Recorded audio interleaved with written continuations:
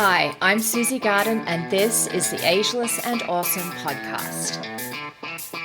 I'm an age-defying naturopath and clinical nutritionist, and I'm here to bust myths around women's health and aging so that you can be ageless and awesome in your 40s, 50s, and beyond.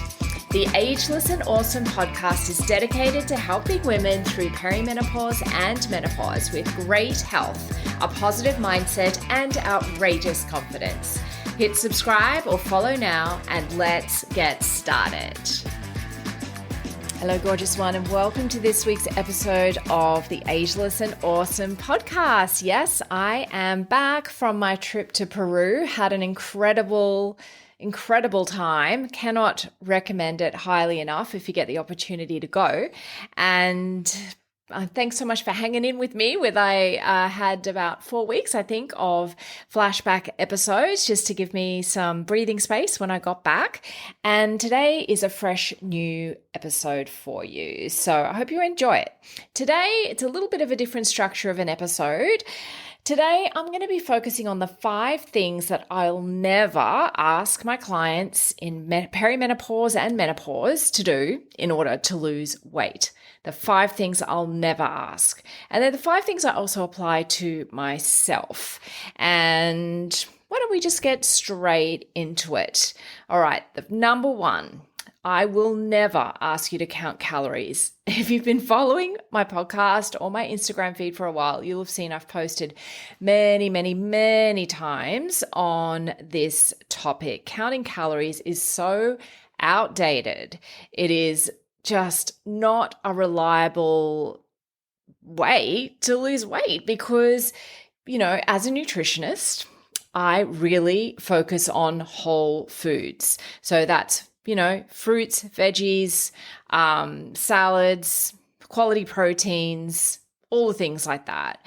And when you actually look at the history of calories, and if you're interested in learning more, send me a DM on my Instagram, the Perimenopause Path.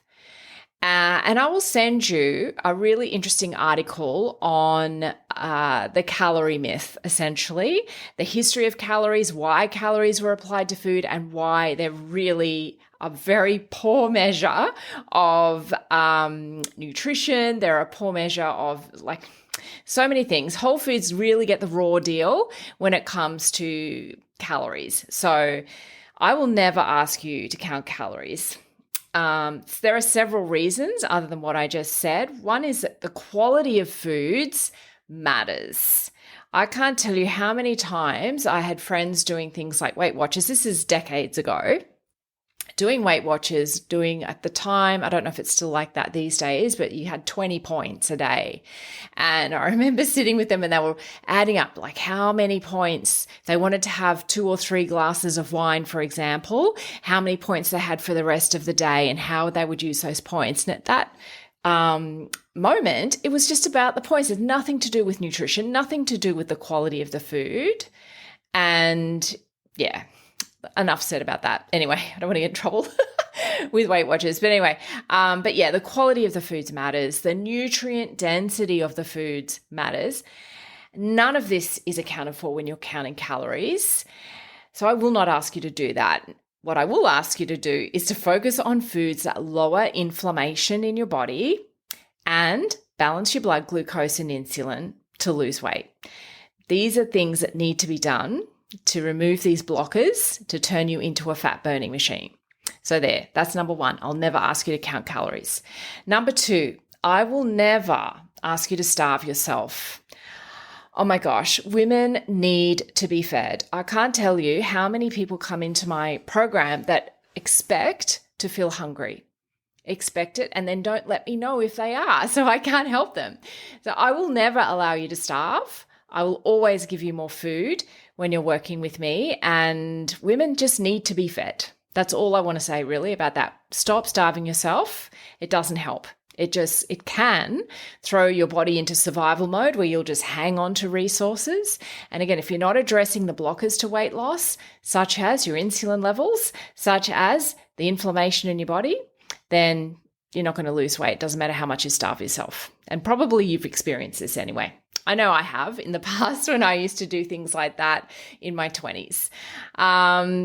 Number 3 of the 5 things I'll never ask my clients to do, particularly in perimenopause and menopause, to lose weight. And number 3 is flog yourself with exercise. Intense exercise in women in peri and postmenopause isn't necessary for weight loss. It is not. If you do it because you enjoy doing it, if you do it because you have a specific goal, go for it. That's awesome. But it is not necessary for weight loss. And in fact, it can block weight loss in some women because it raises cortisol, it raises inflammation, and these are 2 blockers to weight loss. So really appropriate levels of movement are all you need. Brisk walking, so walking to a pace where you can only just hold a conversation, that is the fat burning zone.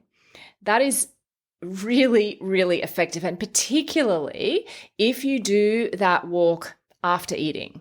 So if you are in a position where you can have lunch and then go for like a 20 to 30 minute walk at that pace, that will be ideal to burn fat.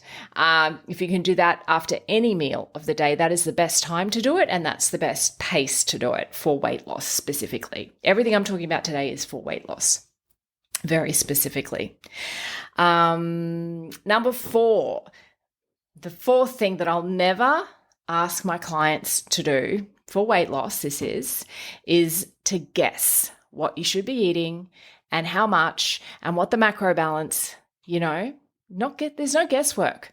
There's no guesswork. We know now how to scientifically calculate all of these things.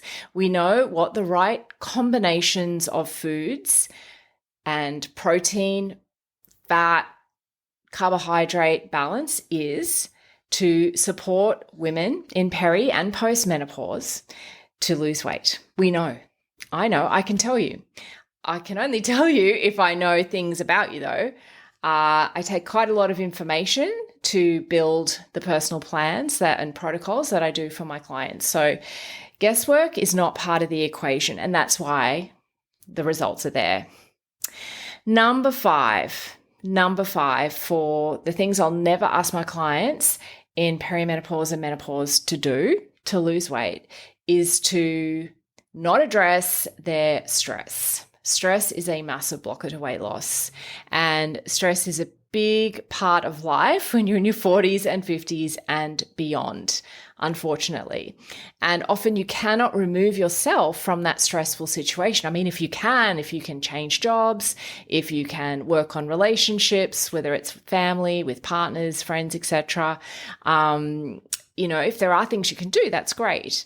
But ultimately, it is your ability to regulate your own nervous system that is going to be one of the greatest gifts you'll ever receive, because it means that, we all experience stress at some point, right? So having the skill set, because that's what it is. It's training your mind, it's training your nervous system to manage under stress it's just a gift. So, and in the context of weight loss, it's really, really important. And I see this all the time, women plateauing in their weight loss if they're not managing their stress. And it's not hard to do. You just actually have to do it. And I have so many little tricks and tips and strategies to share depending on what your preferences are. So if you're someone that just does not like meditation at all, then perhaps breathing is for you. I mean, we all have to breathe, right? So doing some either kind of really specific breathing exercises, you can do that. And there's lots of really good evidence attached, particularly to belly breathing and to alternate nostril breathing in terms of its ability to work on the brain and switch you from your sympathetic nervous system, that's your fight and flight response, to your parasympathetic nervous system. I'm not sure simply because I haven't looked. I'm pretty sure there would be, though, evidence for box breathing. That's when, you breathe in for a count. Let's just say it's 4. Breathe in for 4, hold for 4, breathe out for 4, hold for 4.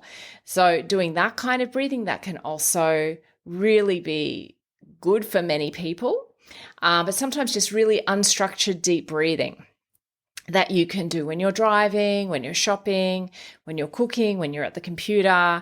There's no counting involved. There's no specific technique. It's just deep breathing. Anyone can do that. But maybe what's better for you is to go and spend time in nature.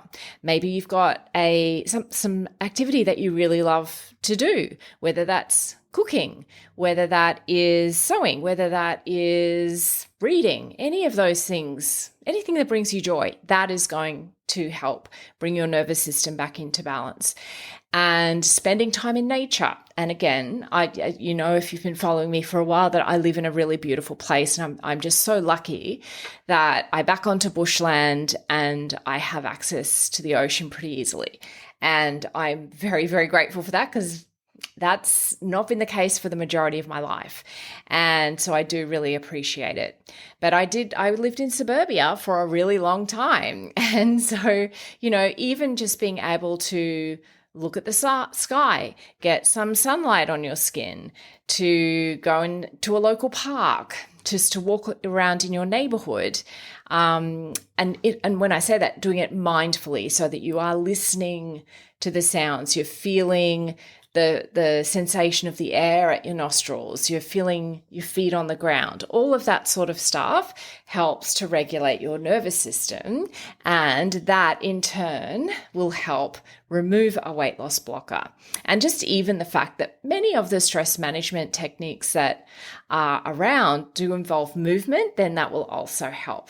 And even if I go back to my point number 3 about exercise, if you do like a 20 or 30-minute walk at lunchtime, make it a mindful walk where you're not listening to a podcast that's related to your job, where you're not thinking about, your to-do list for the rest of the afternoon.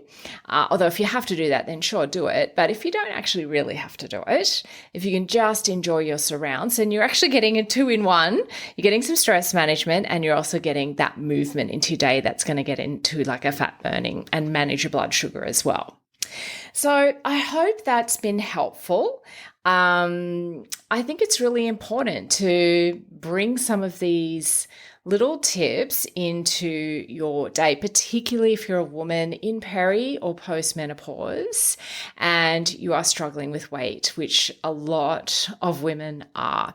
That's my bread and butter. I see women day in, day out with these issues, and it's so rewarding to me to see people getting on a path that I know is not only going to make them feel better within themselves, but is also going to improve their longevity. It's going to reduce their risk of chronic disease in the future. It's going to improve their quality of life as well. If you're healthier, you are out and about enjoying life, you're able to move around. And unfortunately, I'm in my 50s, and these are things I need to start thinking about. You can't wait until you're in, the later decades of your life and you've got chronic disease. You can still do things to help, but this opportunity we have now in our 40s and 50s particularly is where we can still maintain our muscle mass as much as we can. We can build our social networks, because we know that is super important for our mental health and our longevity. There's so many things that we need to be thinking about right now in order to have a fantastic life moving forward. So yeah, I hope this has been helpful. I hope it's been inspiring. And if you have any questions, just pop over to Instagram. I'm at the Perimenopause Path, and I would love to connect with you over there. Thanks so much for joining me on the Ageless and Awesome podcast. If you liked this episode, please make sure you click the little plus button if you're on Apple Podcasts, or the follow button if you're on Spotify, so that you get each new episode delivered to you every single week. If you feel like writing me a 5-star review, you would absolutely make my day.